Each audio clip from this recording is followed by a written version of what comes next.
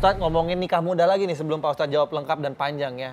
Nikah muda itu berdasarkan umur atau kesiapan mental Pak Ustadz? Jadi gini, kita sebagai warga negara Republik Indonesia terikat oleh dua aturan. Pertama, aturan dari negara yang khusus tentang pernikahan ini ada disebut Undang-Undang Pernikahan. Kalau Anda melanggarnya tentu ada sanksi pidananya. Nah itu. Yang kedua, aturan agama. Aturan agama sebagai orang Islam. Norma-norma agama ini, hukum-hukum agama ini sanksinya bukan di dunia. Tapi keyakinan kita sanksinya adalah kehidupan akhirat. Dan sebagai orang beriman percaya apa yang dilanggar hukum agama pasti berdampak pada kehidupan dunia kita. Otomatis. Meskipun tidak bisa dikalkulasi. Beda kalau Anda melanggar hukum pidana ada langsung kelihatan sanksinya. Apa sanksinya? Di penjara misalnya kan. Atau denda, sekarang gitu berbicara tentang pernikahan usia muda. Ini dalam undang-undang pernikahan ada syaratnya. Tidak boleh menikah seorang lelaki perempuan apabila usianya di bawah 17 tahun. Ini ngomongin umur nih. Ya 17. umur. Ada angkanya. Angka ya. Tetapi percayalah saudaraku, kematangan jiwa seseorang itu bukan dari umur. Dan itu telah dicontohkan oleh Rasulullah Muhammad SAW. Beliau menikah dengan wanita yang sangat dewasa, bahkan umurnya lebih tua dari Rasulullah, Khadijah. Dan itu tidak ada masalah. Dan Khadijah lahir mempersembahkan beberapa orang anak kepada Rasulullah. Dan Rasulullah pun terbukti beliau semenjak menikah dengan Khadijah tidak pernah berpoligami. Tidak pernah tertarik dengan wanita lain. Nah itu contoh wanita yang... ngomongin nikah muda langsung ke sini. Dia nikah muda Pak Ustadz. Lanjut Pak Ustadz. Saya tuntaskan dulu. Nah, itu tadi contoh wanita yang dewasa. Artinya jumlah umurnya tinggi. Kemudian Rasulullah juga Allah takdirkan menikah dengan wanita yang umurnya jauh lebih rendah. Lebih muda. Yaitu Aisyah. Aisyah itu dinikahi oleh beliau usia 6 tahun.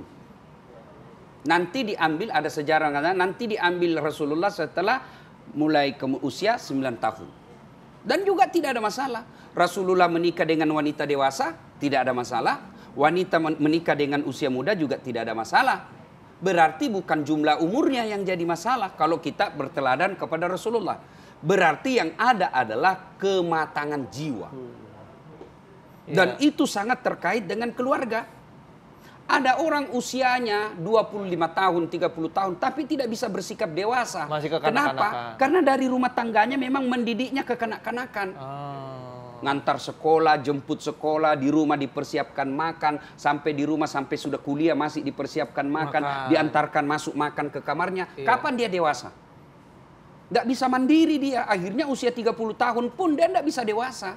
Bukan umur yang menentukan orang kedewasaan. Itulah sebabnya dalam Islam usia balik itu tidak ada penentuan bahwa balik itu 19 tahun, balik itu 17 tahun, tidak. Balik itu jiwanya. Baliknya bagi laki-laki adalah mimpi basah.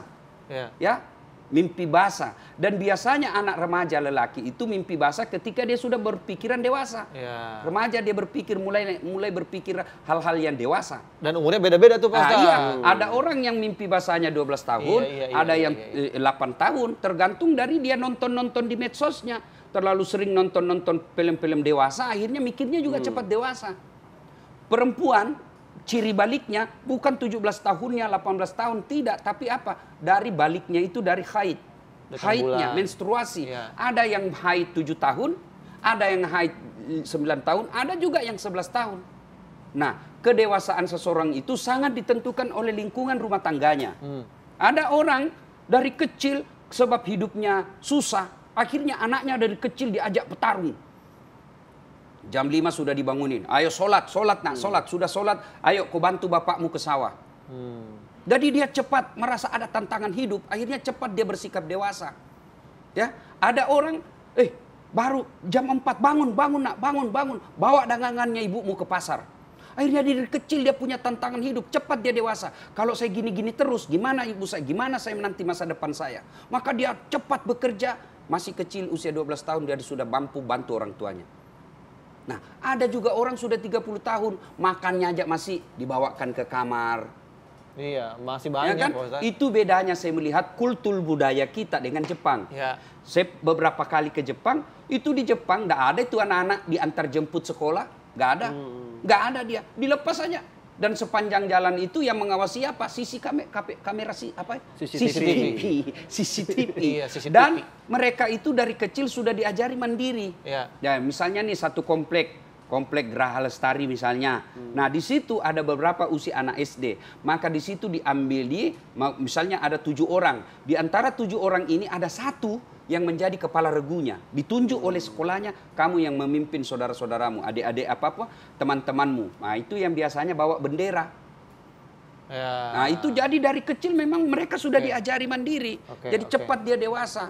Nah, beda dengan kita. Sudah SMA masih antar jemput, kuliah antar jemput, pakai sopir dan sebagainya. Akhirnya enggak bisa dewasa. Berarti ngomongin kedewasaan dan juga mental nih Pak Ustadz. Ini sekalian kesimpulan nih Pak Ustadz, mungkin apa yang harus dipersiapkan oleh kita atau mungkin calon pengantin sebelum mengarungi perjalanan rumah tangga supaya sakinah, mawadah, warahmah. Rumah tangga ujian keimanan kita, ujian kebahagiaan buat kita. Adinda Kinos, kalau mau ujian biasa persiapan apa? Belajar. Iya, belajar. Kalau saya mau masuki rumah tangga, maka saya harus belajar dulu. Apa kewajiban suami, apa kewajiban istri, apa kewajiban bersama, bagaimana cara mendidik anak, bagaimana termasuk seksologi. Bagaimana membahagiakan istri, bagaimana titik-titik romantis apa itu yang membuat istri itu senang. Bagaimana istri juga, bagaimana membahagiakan, membangkitkan gairah suami. Ya, itu semua harus ditahu. Orang sekarang nikah hanya modal kekayaan. Tidak punya ilmunya. Akhirnya apa? Begitu dia berumah tangga kaget. Oh, kok begini? Kenapa? Tidak punya ilmunya. Itulah sebabnya Al-Quran pertama kali Allah turunkan perintah tentang membaca. Jadi saat sebelum kau menikah, baca dong ilmu tentang berumah tangga. Baca. Silahkan baca buku apa itu riset pernikahan dari Eropa, dari Amerika. Silahkan. Tapi keliru ketika kau meninggalkan ajaran agama. Allah tidak melarang belajar hasil penelitian ini, Ashley Nielsen dan lain sebagainya. Baca itu, baca. Silahkan. Tapi ingat, jangan berpindah, jangan berpaling. Fokuslah terhadap Quran dan Sunnah. Sebagai kita umat Islam. Sayang, agama dijadikan variabel kesekian. Akhirnya berumah tangganya melihat sinetron, melihat majalah. Melihat ini.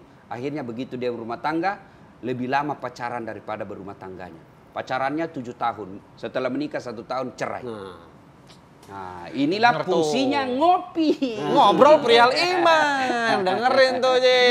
Mudah-mudahan lah. Mudah-mudahan ilmu pembelajaran hari ini bermanfaat untuk Kinos, untuk Fauzi. Amin. Untuk pemirsa di rumah juga. Ya, untuk kita semua. Untuk kita semua. Ya, sebenarnya masih banyak resep, tapi insya Allah lain waktu dan kesempatan kita tuntaskan. Biar panjang episode ngopinya. Ngopi lagi. Ngopi lagi Pak Ustadz. Aduh, terima kasih Pak Ustadz. Makasih.